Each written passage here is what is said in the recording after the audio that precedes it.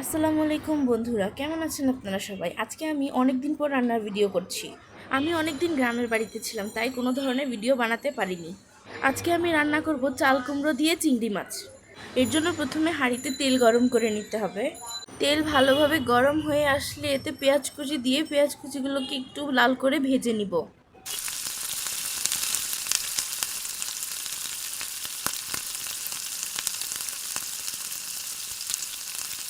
পেঁয়াজগুলো লাল হয়ে আসলে এবার এতে একটু পানি দিয়ে দিব।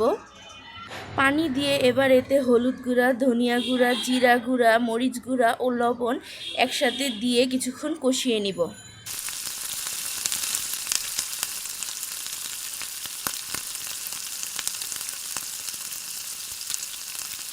মশলাটা একটু কষানো হয়ে গেলে এবার এতে ধুয়ে রাখা চিংড়ি মাছগুলো দিয়ে দিতে হবে।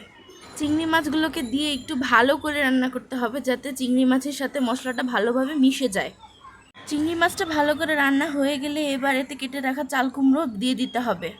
চাল কুমড়ো হাঁড়িতে দিয়ে এবার ভালো করে নাড়াচাড়া করে মশলার সাথে মিশিয়ে নিতে হবে কুমড়োগুলোকে হাঁড়িতে দেওয়ার পর এতে একটু পানি দিয়ে দিব, যাতে নিচে মশলাটা পুড়ে না যায়।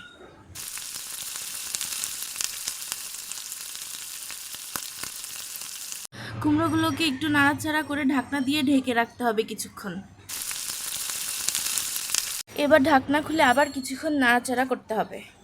একটু নেড়ে আবার ঢাকনা দিয়ে ঢেকে রান্না করব কিছুক্ষণ, যাতে কুমড়োটা ভালো করে সিদ্ধ হয়ে যায়।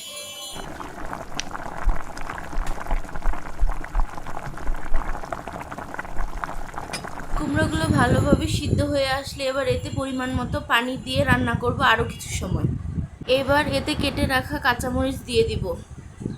কাঁচামরিচ দেওয়া হয়ে গেলে এবার ঢাকনা দিয়ে ঢেকে রান্না করব কিছু সময়।